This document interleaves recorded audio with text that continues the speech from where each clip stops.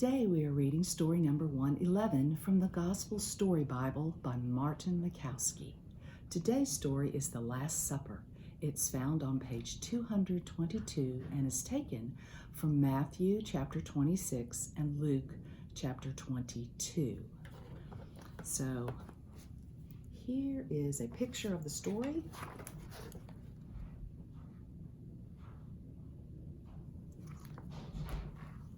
Again, it's the Last Supper from Matthew 26 and Luke 22.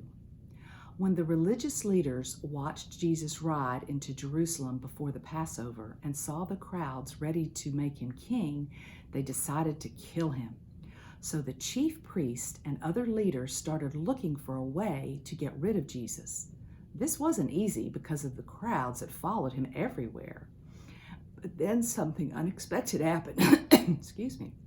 Judas Iscariot, a disciple of Jesus, came to the leaders offering to do a terrible thing. He would lead them to Jesus when no crowds were around. They could capture him, arrest him, and do whatever they wanted with him. The chief priests were not happy. They gave Judas 30 silver coins to pay him for betraying Jesus. Then they just had to wait until the right time. As Judas and the rest of the disciples began the Passover meal with Jesus, this plan was in Judas's mind. Imagine how he felt as everyone gathered around that low table for their meal, reclining on cushions on the floor. Would anyone find out? Would anyone notice how different he was feeling? Then Jesus took bread from the table and gave thanks to God. He broke the bread and gave it to his disciples. "Take this bread and eat it," Jesus said. "It is my body given for you. Do this to remember me."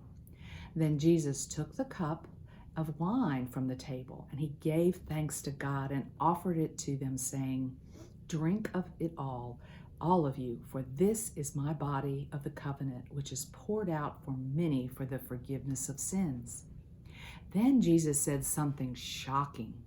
"One of you, someone sitting at the table with me right now, is going to betray me." The disciples, except for Judas, could hardly believe such a terrible thing. Who could it be, they wondered. One of them asked Jesus who he meant. "I'm going to dip this bit of bread into the bowl. The one I give it to is the one." Well, Jesus dipped the bread and handed it to Judas. And Judas took the bread from Jesus' hand, and at that moment, Satan entered him. Jesus said to Judas, what you are going to do, you do it quickly." So Judas got up and left. He went out into the dark of night to betray his master to his enemies. Now, did you know that when Christians take communion at church on Sundays, they are remembering the special meal Jesus shared with his disciples the night he was betrayed? We call it the Lord's Supper. The Apostle Paul said that when we celebrate the Lord's Supper, we are remembering Jesus' death on the cross until he comes back again. Each time Christians take communion together, they are looking back, not just to the last Passover supper Jesus shared with his disciples, but to Jesus' sacrifice on the cross. The cross is where Jesus' body was broken for us and his blood was shed for our sins. The disciples didn't realize it at the time, but when Jesus broke the bread and shared the cup, he was pointing to his death on the cross. Now, here is the picture again.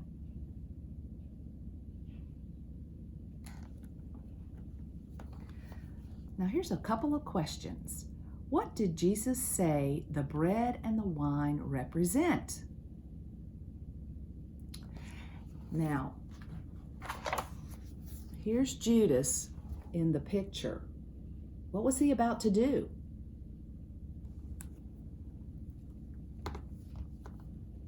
How do we remember this special meal today? Tune into our next video to learn more about God's big story. If you are following along at home in your Old Story New devotional. We're on week 13, and on Monday you can begin with day 1.